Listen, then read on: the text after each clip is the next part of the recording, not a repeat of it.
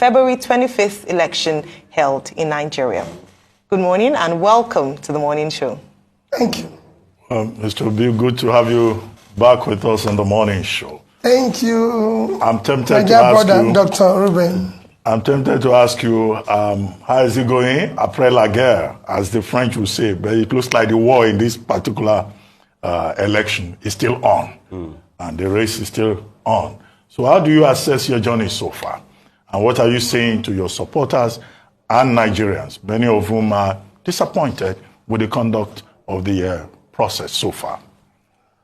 Well, my dear brother Ruben, my first question is to thank you for always inviting me, being there for Nigerians, thank the RISE facility for what they've done. My first is to thank God Almighty for his keeping Nigeria, protecting it, and blessing it. Thanking the good people of Nigeria for their interest and participation in trying to build a new Nigeria. The journey so far has been very tough. But that is what is expected. It's been difficult because you're trying to change what is there that hasn't kept us where we are. So it's going to be difficult. But if you look at the last election, as you know, it's probably the worst election considering in this particular republic, considering the 2022 electoral law, which was meant to improve our overall election process, and continued and consistent promises of the chairman of Inec that this is going to be the best thing that has ever happened to Nigeria and everything. And you could see it in all the editorials, in all the international newspapers, from Financial Times, The Economist, Wall Street Journal, everybody, including Chatham House, where even the chairman was there. He has questioned the rating of the country. And for me in particular, it's one of sadness. 63 years after Nigerian independence, we can't conduct simple election. Talk less of any other, just election. Despite all the promises.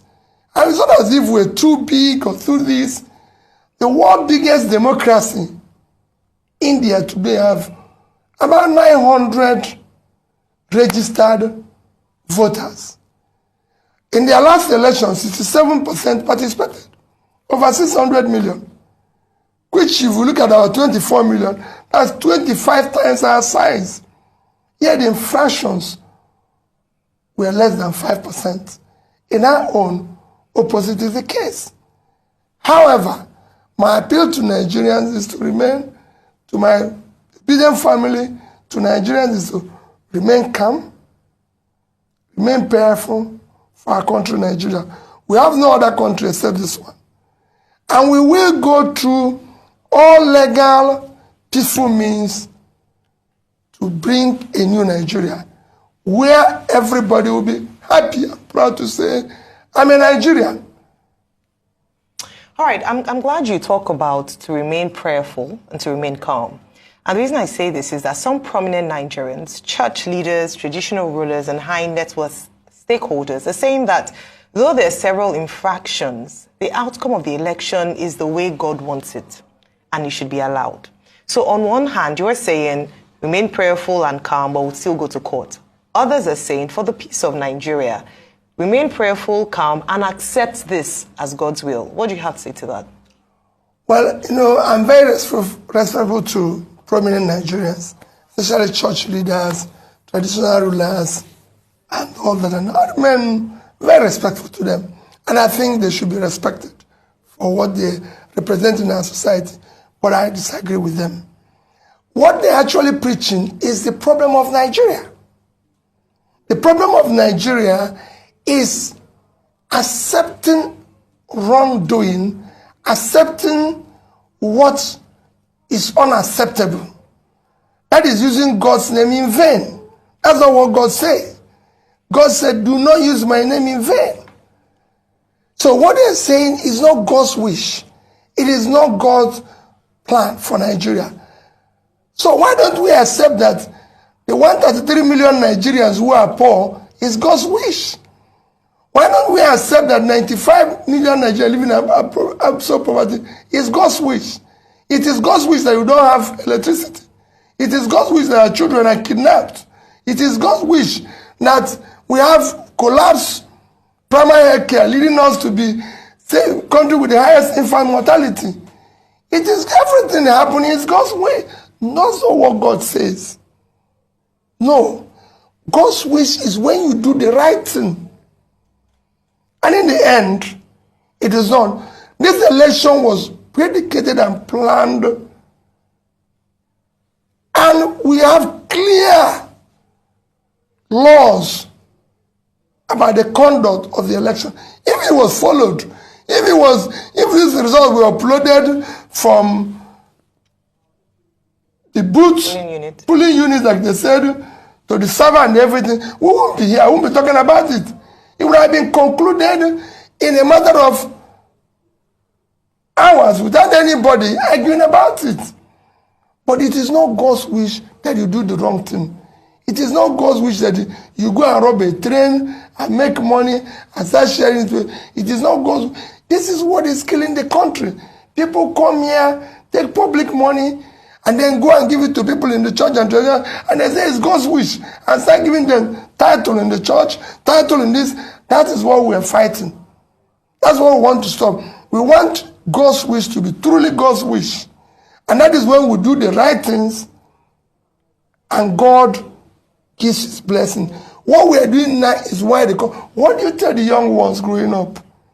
That is God's wish that you steal? That is God's wish that you conduct a wrong election? So tell me the difference between those of us who are doing this and the armed robbers. What is the difference between us and the trained robbers? Let's be sincere with ourselves. That's why it's God's wish that somebody came to your station and said he knows a governor who has 22 billion naira stacked, and nobody's asking about him. But we are stopping young people who are carrying computer and questioning them and calling them names. That's not God's wish. God wishes something better.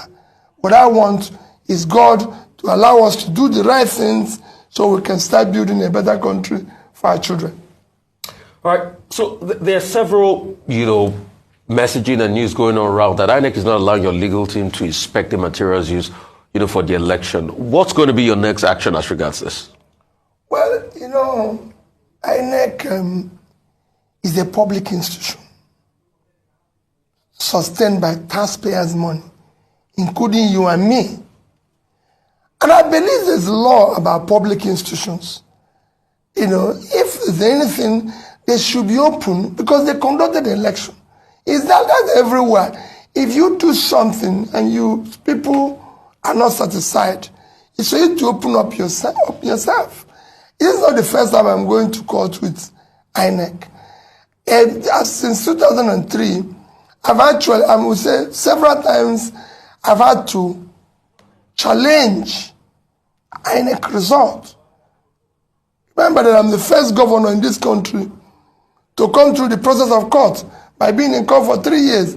Throughout the 3 years, I was in court with Inec giving me access to whatever materials they used to conduct the election. You've conducted the election, Rufai. You've announced or declared the winner. I'm only asking, can I have access to the documents and materials you used to arrive at that? I'm not asking you to change what you said. And remember, like I also say, people, I'm not challenging their declaration. Sorry, I'm not challenging who they declared. I'm not challenging whatever the outcome. I'm challenging the process which they arrived at their declaration. And unless we do that, we're not going to stop the rascality we witnessed in that election. The process through which people come into office is, for me, I said it everywhere, is far more fundamental than what they do thereafter. There's a process of doing things. There's a process of arriving at any destination. If, like I said in my press conference, if you're going to answer His Excellency, the process of coming to that position must be excellent. If you're going to be a bishop, there's a process of being a bishop. Dr. Ruben is a doctor. Why didn't you call me a doctor? Don't that look like a doctor? You called him a doctor because he went and read PhD. Rufai might be awarded a doctor by university. So he's a doctor.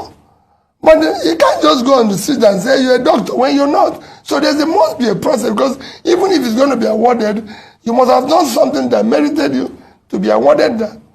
Or you must have, like Ruben, went and read PhD. Otherwise, we're all doctors. So a process is important. Right. So what would you be doing next, really, if they are not granting you access to this? We'll follow the law. We'll go back to the court and say, what you granted, these people are not obeying. We're not going to be, for me, we'll do whatever is necessary within the law. Whatever we're going to do will be for the interest of the country. But they will give us access because they pronounce and declare somebody. So we must have access to the process they arrived at that. Since February 25, there have been reactions to your participation, to your role, to what you represent. Governor Nyesom Wike of Rivers State says you are the hero of the entire process. And what is his explanation? His explanation is that you stopped PDP from winning in the traditional places. And that for doing that, as far as he is concerned, and for making Southern presidency possible, you are his hero. Festus Keyamo, spokesperson of the APC, also waded into the matter and said, in fact, that you have served your purpose in this electoral process, that the purpose that you were to serve was to help make Asiwaju Bola Ahmed Tinubu president-elect. That's his own reading of it. He says, because without you stopping the PDP in their traditional states, Bola Tinubu would not have emerged as president-elect. Number 3, Reno Omokri, who is a spokesperson for the People's Democratic Party, says, well, APC may have rigged, but that Mr. Peter Obi was the perfect rigger in that election, and that you rigged in the Southeast, that he is surprised that a candidate will be reporting 97% of the votes from certain states of the Federation. Of course, Atiku Abubakar, presidential candidate of the PDP himself, had admitted that your leaving the PDP hurt his chances in that election. What do you say to these general comments on your presidential race?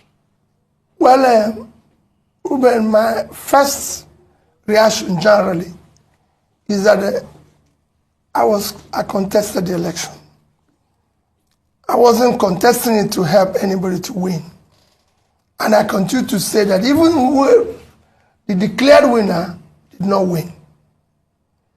You might have been declared by whatever means, but you've not won the election. Ruben, to win is to win the people. Democracy is government of the people, by the people, for the people. That means if you must win, you must win the people. But if you don't win the people, you've not won. And I can tell you, the last election, the declared person did not win. However, that is what we're challenging. The rascality is what we're challenging. On the various comments, let me use the issue of Reno Omokri. Ordinarily, I won't comment on anything because I only comment on or reply fellow presidential candidates, not their spokesperson, because they're not contesting. But was this something that I have never participated or been part of was mentioned, I need to reply it. Ruben, I have never, and I will never, ask anybody to add one vote for me that doesn't rightfully belong to me. I've never paid anybody to rig election for me. Go all over Nigeria and ask anybody in Inec, the so-called EOs, resident commissioners, everybody, whether any of them have met Peter Obi saying do this. Go and ask police, army, anybody. Never. They are referees. It is their job to do their job. I've never. This show where I got 97% is in Anambra State. Reno Mokri forgot that in 2019, go and check the records, where PDP had the highest vote was in Anambra State. When in 2019, when I was vice presidential candidate to Atiku, our vote in Anambra State was 95 point something, almost 96%. That's where PDP got the highest vote, because I was on that ballot. And they know me. Ruben, I live in Onitsha. If you want to know whether I get 95% in Anambra State, come and go to Anambra State with me. I don't need police. When I come out, you see the reaction of the people. In fact, I'm actually surprised I didn't get 100%. I'm telling you, because I don't know who will be voting against me in Anambra State. In the Southeast, it's a similar situation. People know me. People know what I stand for. People know I've kept to my promises. People know I've kept to what I've said. It's a simple thing.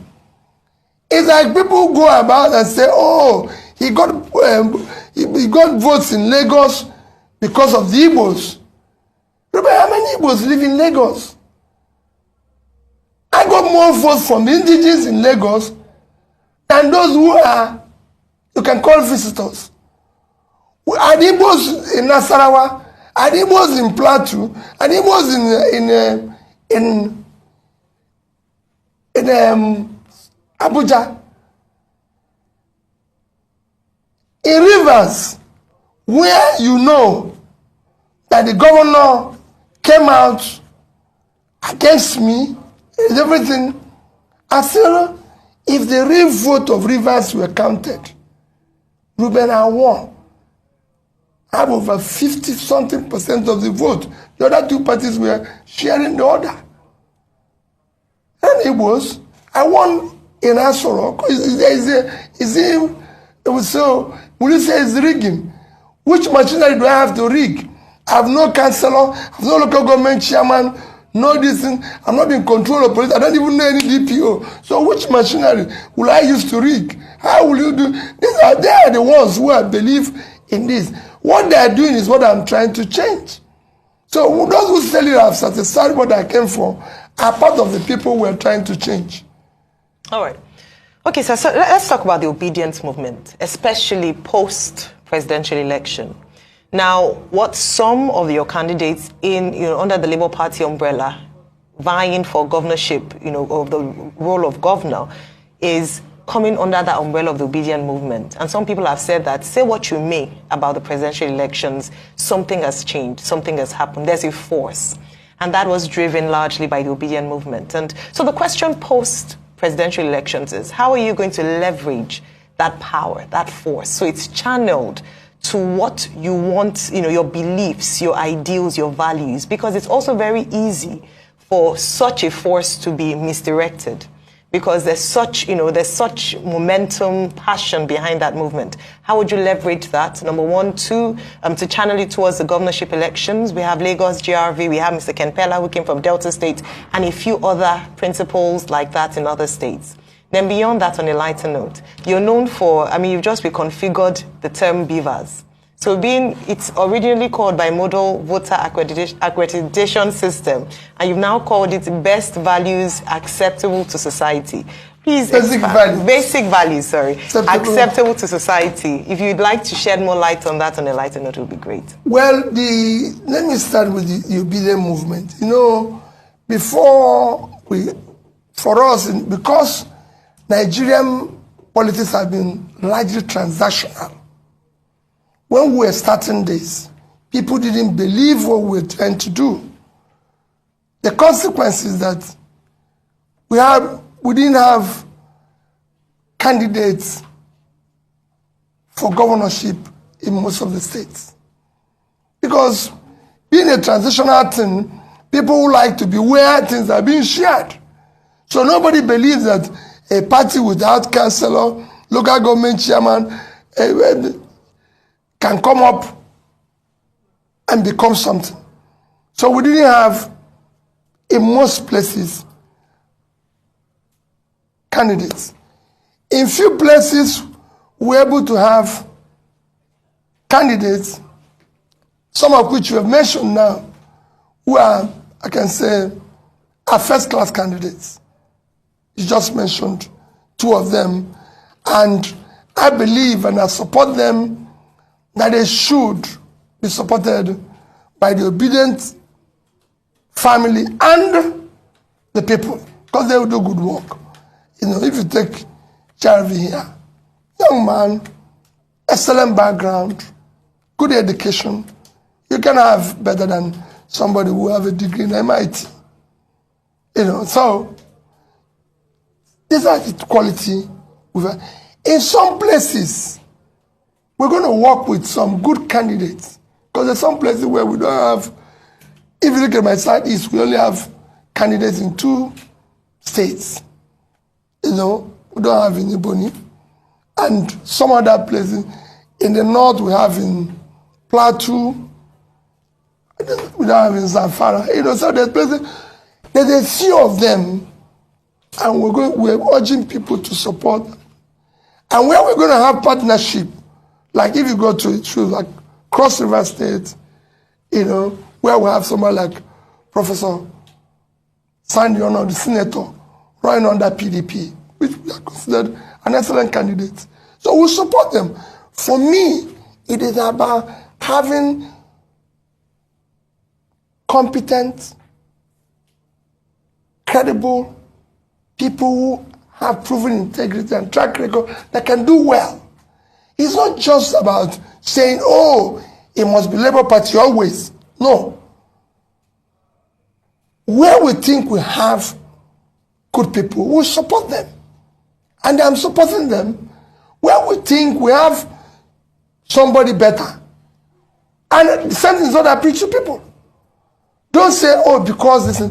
With time, we will build this institution and ensure that everything we are doing is the right thing. But it's not going to be overnight. So for me, I want people to, in states where we have good candidates, we're going to support them. We're going to make sure it works. And where we don't, we'll be honest to the people. Because what we're trying to do is to build a new politics that will thrive on character, competence, capacity, and compassion, and telling people the truth always.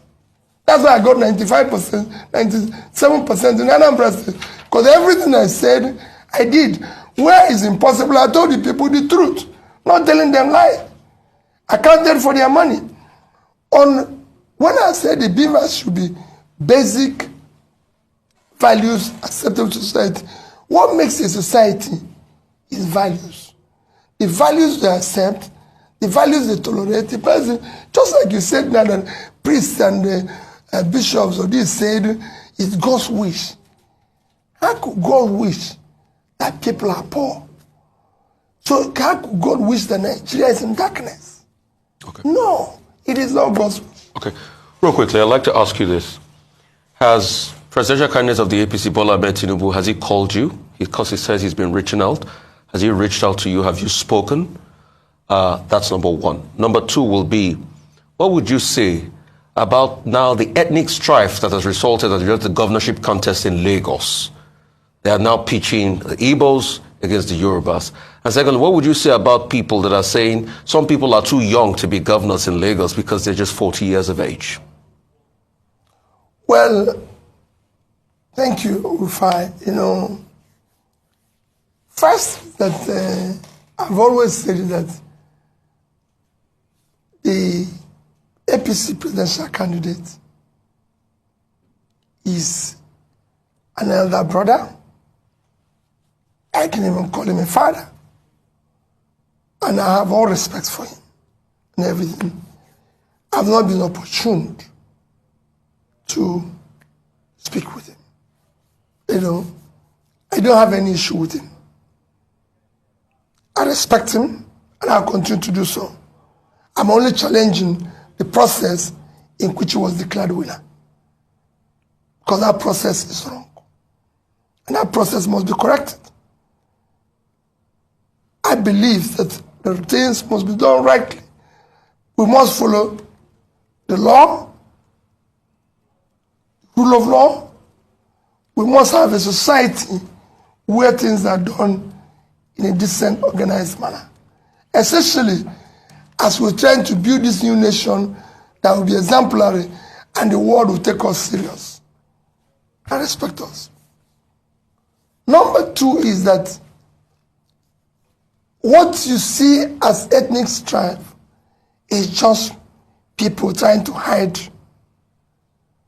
under what does not exist to cause confusion. There's no such. The vote that got in Lagos, I said it earlier, without knowing you're going to ask it, got across everybody in Lagos from the, call it Yorubas, Igbos, Hausas, Jijons, any of the tribes that reside in Lagos voted for me.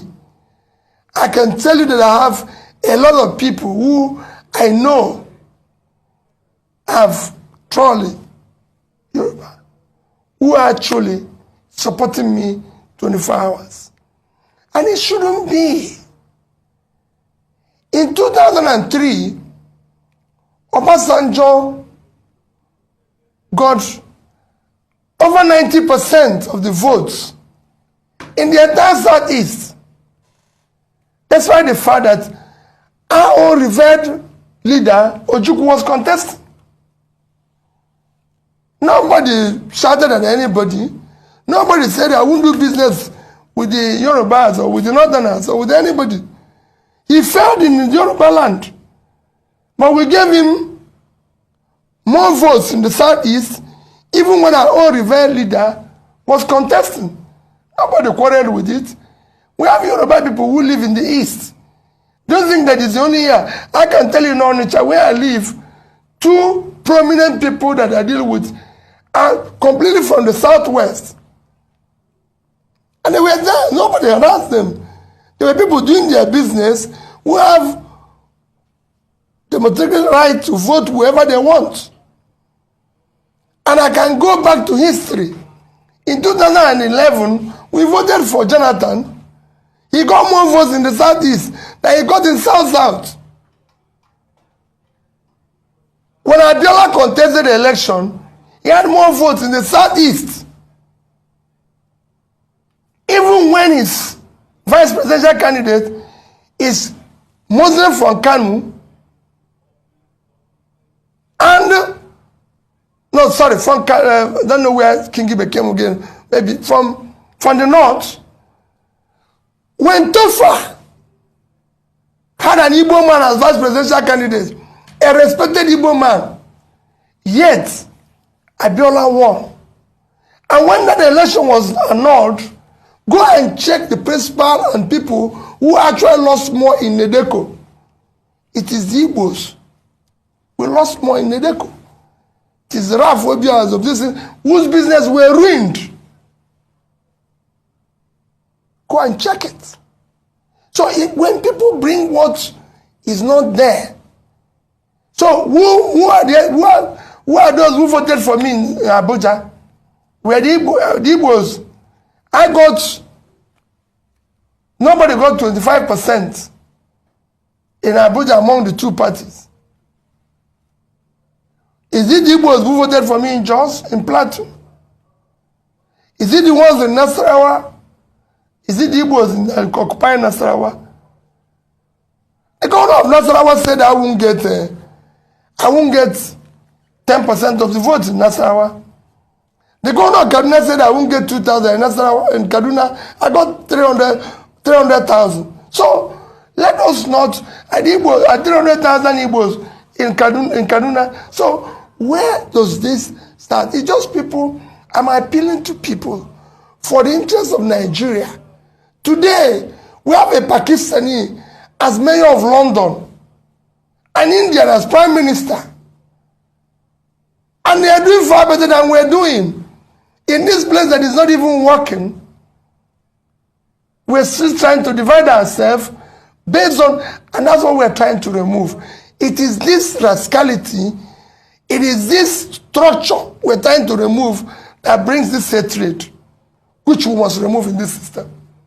So that the system can work. When people can no longer compete based on character, competence,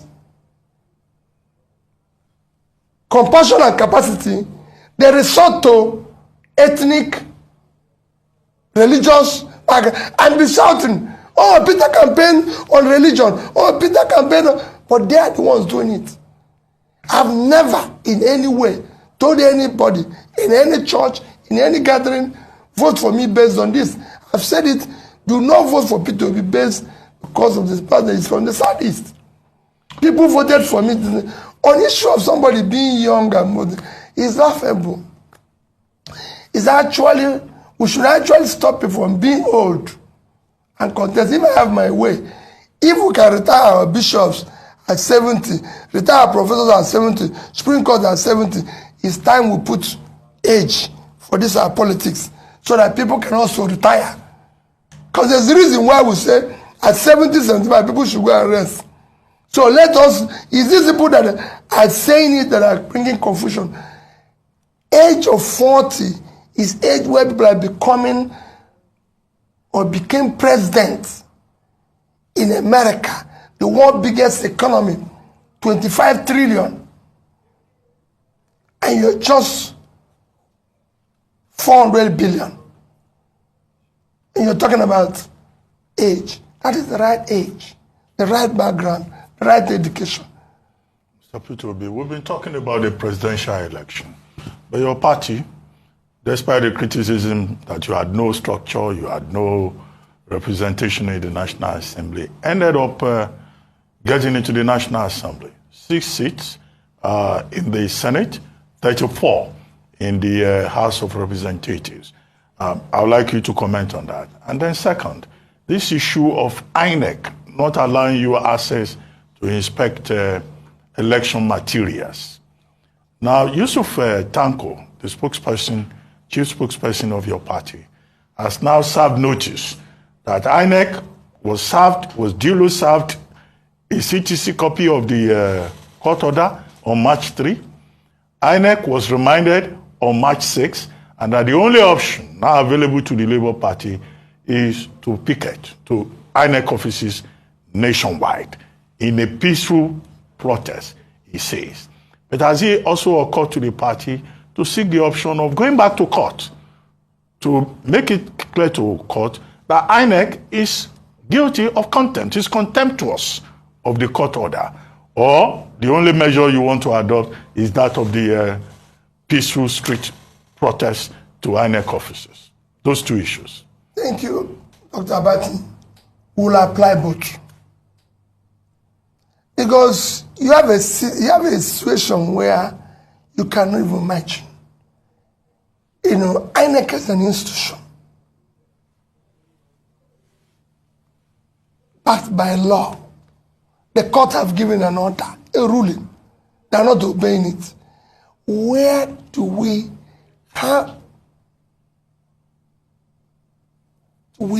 start to build a nation?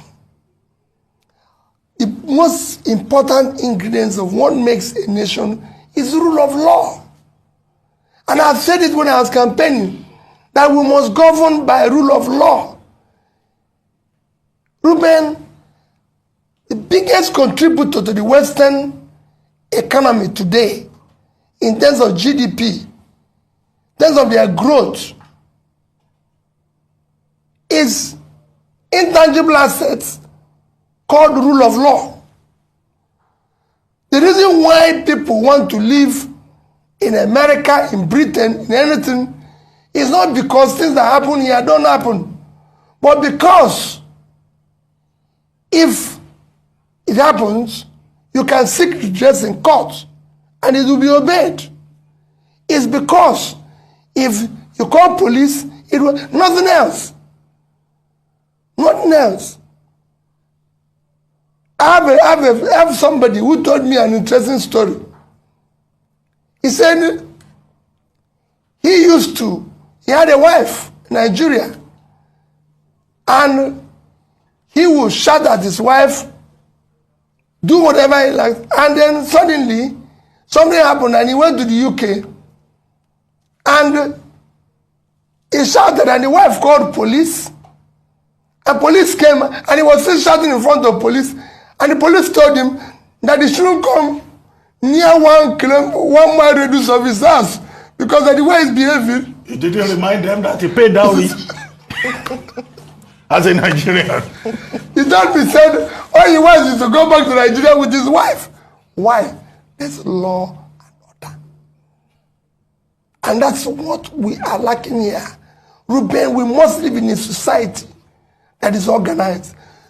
Today, with the way Nigeria is, considering how bad things are economically, what the world expected of us in 2023, there was so much expectation, is to have free, fair, and credible election where the new government will come to start. When you talk about low, people say low-hanging fruit.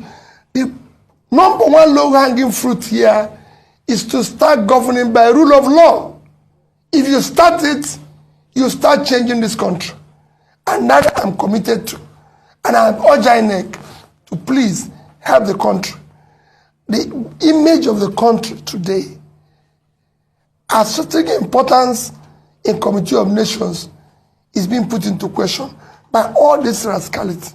National Assembly elections and how you intend to leverage on for that me victory. is I thank God that we're able to get the number of seats we received.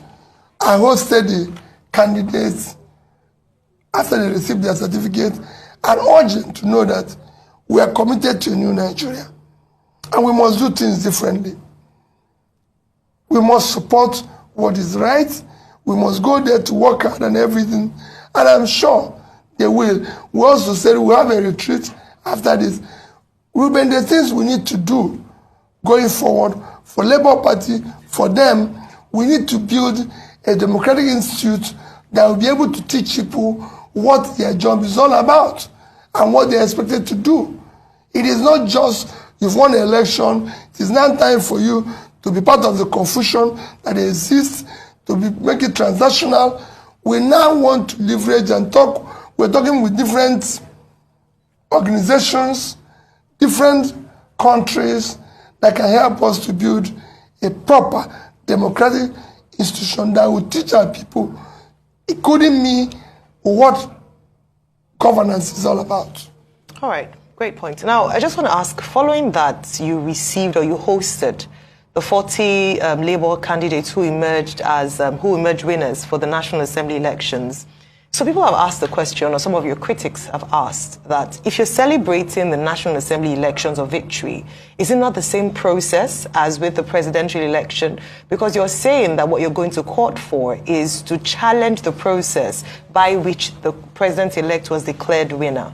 So is it the same? Why have you accepted the results of the National Assembly elections in favor of the Labour Party candidates and not accept the same process, as it were, that also had the president-elect emerge as winner? And the second part of the question as well is that there are also questions around your support of gubernatorial candidates. So a case in point is in Enugu, where you have Chijioke Ejoga and Frank Wike Jr. of ABGA Party. There seems to be some, lack of agreement in your party as to who to support in that state. I'd just like you to clarify that today. Okay, Very, very good question. Let me tell you in Enugu, let me start with the issue of Enugu. The issue of Enugu is because the Aisha Yusuf tweeted in support of Frank Mweke. Let me clarify to you now. The obedient movement are not necessarily labor members. You have to know that. There's so many people in the obedient movement who have nothing to do with Labour Party. There's so many groups within that. There's so many people. Someone like Aisha Yusuf is not a member of Labour Party. And he says so. And however, we even have what we call the big tent, which is where everybody is gathered.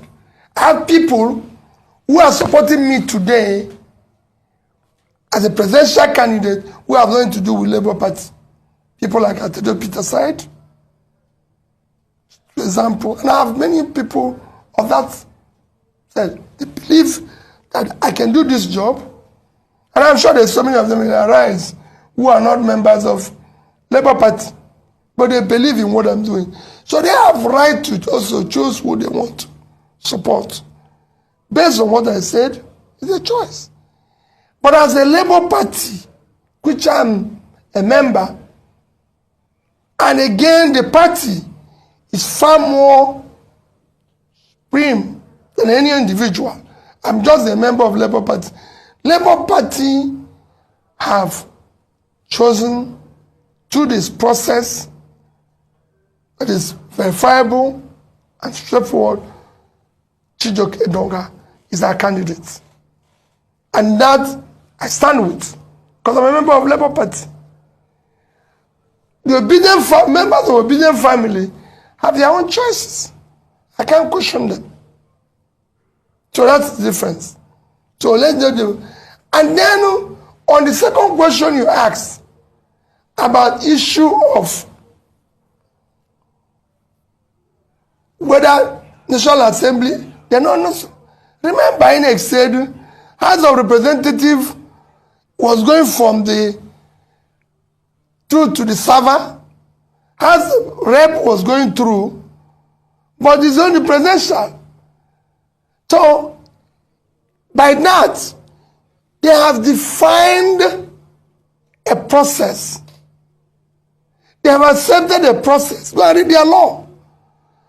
In the other two, they follow that process. In this one, something happened. They gave an excuse. We shouldn't be there. Because they know what they're doing. Okay. So let's come to Lagos.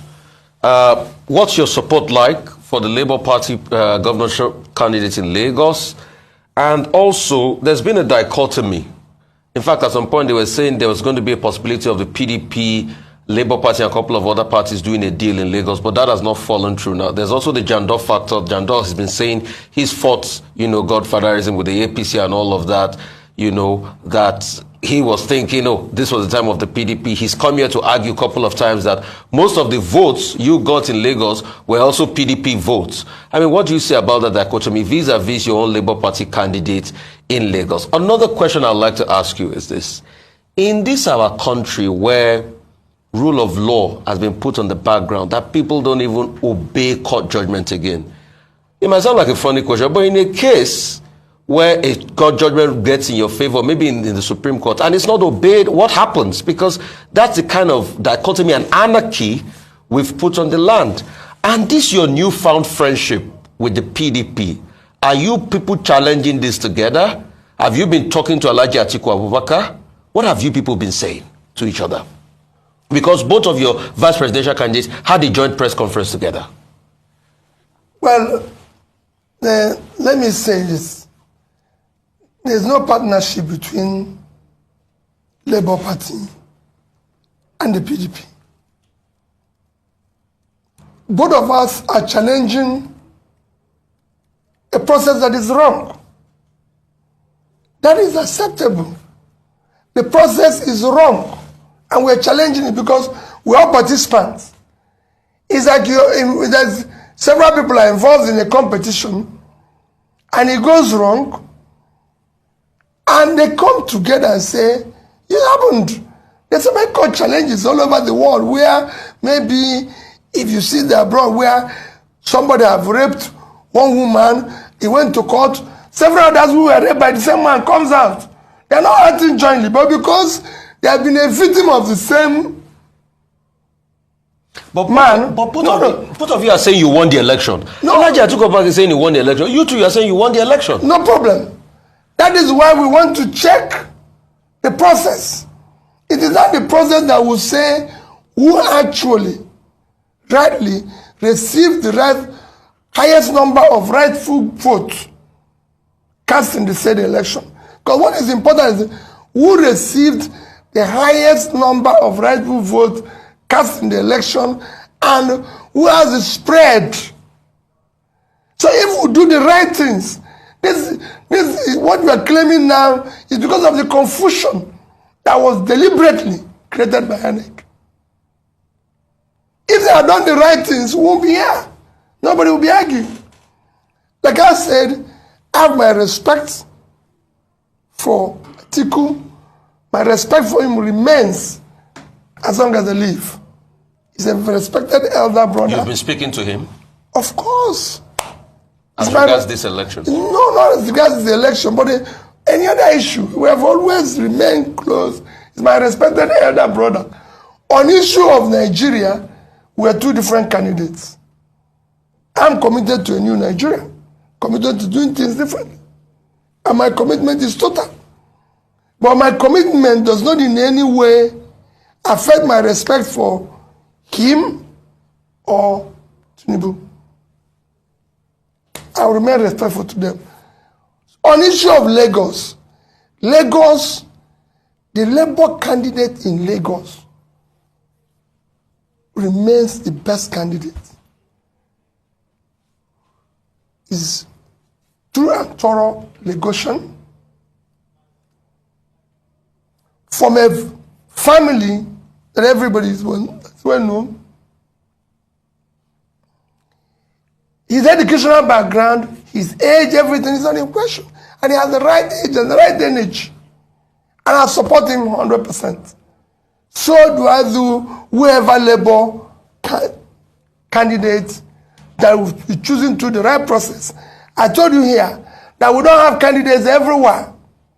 We have maybe 5, 6, or 7 candidates, and I support them. Wherever you see me not supporting our candidate, Labour Party, especially our chairman, must have maybe worked with them in partnership or somehow to be able to achieve what we achieved in the last election. And Labour as an institution is bigger than me. And I respect and take the ratings of the chairman. Because we want to build institutions, so it will work. Even if I'm the leader, I believe in the institution, and I must respect the institution. That's some of the rascalities I saw in other parties that makes it not work. Because people think they're bigger than the party. I'm not bigger than Labour Party. Labour Party remains bigger, and also whatever directives. So I assure you, we support GRV, and I can tell you, he's a fantastic candidate. Okay, Mr. Obi, here's a friend of yours. I don't want to name him on television. Responding to the point you made about age. Maybe you want to clarify that. He says, remind Peter that if he's going by age, at 63 years, he himself isn't qualified. We should be talking about credibility and the characteristics of leadership, irrespective of age. 63 years. Who is 63? Well, that's what he's saying about you. I'm just reading what he sent to me. He said, it's not about age. The task of nation building is a mutual responsibility between the young and the old. The old contributing experience and maturity, and the young collaborating with audacity and diversity. In the USA, that he quotes, the use of age as a criterion for any job is considered discriminatory, just like religious and gender discrimination. So Peter Obi is out of place using age against his co-contestants. That's what this person said. Remember when I quoted age, I wasn't talking about myself. Remember? Yes, I didn't say so. They asked me that somebody said 40 years is too young for Lagos State. Yeah. That was when I said that people who are talking about age, that is them that are above 75 should actually retire.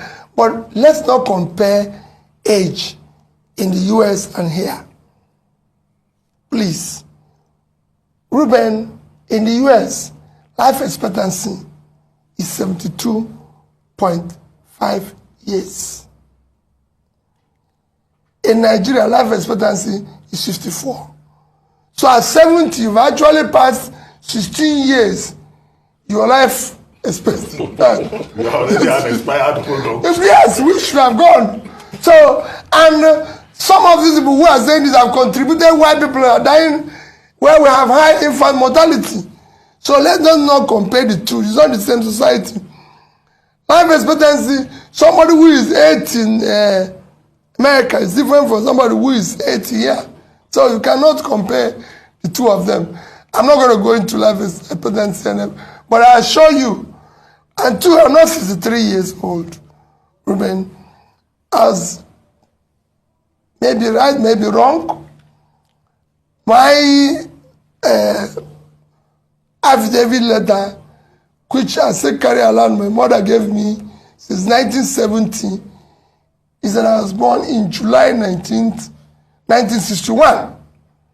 On what market day was it? So if anything is wrong, For the benefit of the man asking the question. if anything is wrong, I hold my mother responsible. But she's been a wonderful woman. I didn't have the privilege of my father giving me any, so it's my mother who gave. So if you follow it, Ruben, I'm still going to be 62 in this July. So I'm not splitting, I'm not comparing the age and all that. But I assure you of my commitment is, and I listened to what he said, we need experience of age. But the age and the old have not used that experience. Rather, what they are doing is claiming experience in failure. They've not used it to progress the place. Rather, they tell you, do you know I've been doing this for 30 years? And so what? The place failed. How can you claim experience in failure?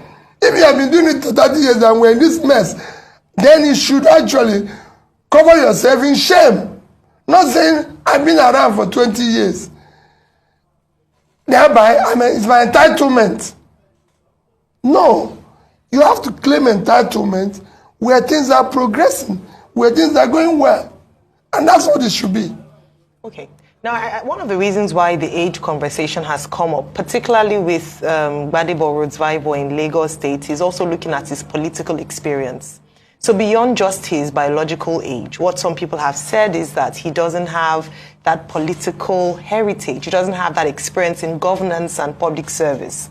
I'd like you to speak to that, please, because it's beyond age. It's also the fact that, so you talked about the fact that he went to MIT, fantastic, Ivy League school. However, they're saying that if you're going to, govern a diverse, cosmopolitan city like Lagos, you would need more than an MIT certificate. What do you have to say to that? Which experience? When they talk about experience,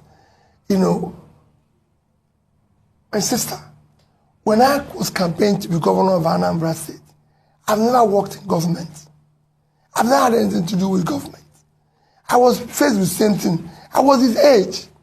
I was just about, I started campaigning in 2003. 2001. I was just 39. By the time that the election took place,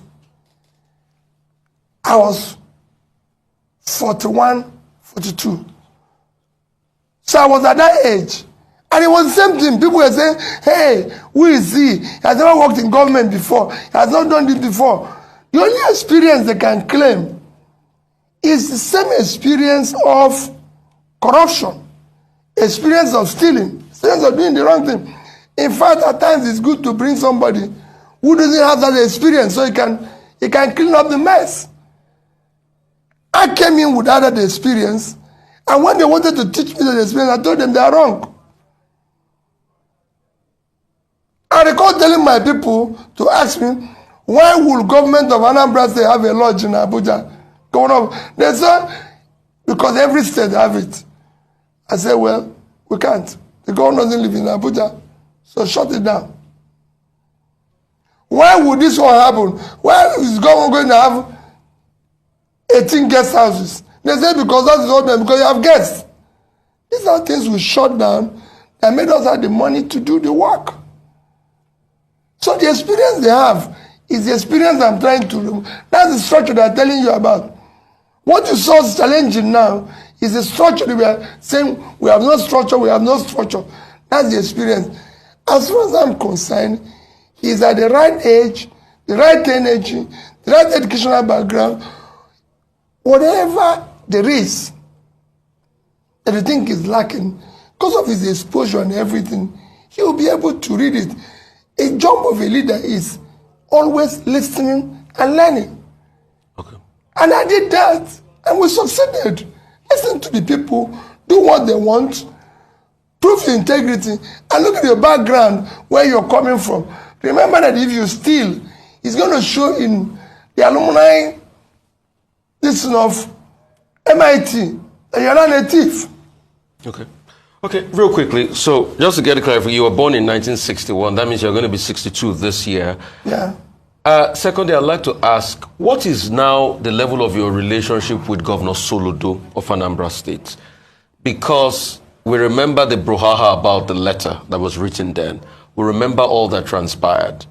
And the fact that the words were, oh, you are not prepared, you are probably going to hinder, you know, the Igbo chance and things like that and all of that. And what's your reaction to people that call you an Igbo presidential candidate? I win only 2 states. Eh?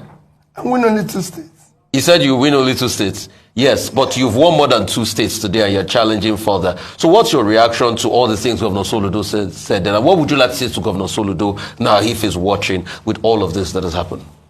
First is that Governor Soludo remains number 1, my respected elder brother. Always. He's my governor. So I respect him as my governor. And I always remember in prayers that he governed the state very well. Because at the end of the day, I live in Onitsha. If anything goes wrong, it affects me directly. So I always remember him in my prayers. And I always wish him well. We never had any agreement. His political understanding or his stand does not in any way affect me. We're family. And we remain family. And I will never in any way make comments and everything. What he said, like I said when he said it, that he's a professor and a trader. So 2 of us have different ways of reasoning. You can't expect a professor, a trader to be thinking like a professor. Neither will a professor, but that's where we are. So there's no problem between the 2 of us. We are friends. And will remain so. Well, for this, on the other, it's what you mentioned about the issue of age. I'm not against age. If you're 70 and you're healthy and everything, and they said age should not be used, especially to talk about inexperience. I'm also saying that age at certain times should be used to say you can no longer physically. Because the job requires physical energy. I can tell you, go and ask those who know me very well, I used to travel to London and back here 3 times in a week. I arrive in the morning, come back in the evening, arrive in the morning, come back in the evening. Today it's not possible. I was doing it when I was 30s, up to 40. Today, I probably need to break it. So if I get to 70-something, it won't be the same thing. If there's anybody who can move anywhere, I went to not just 36 states when I was campaigning, I went to over 100 places.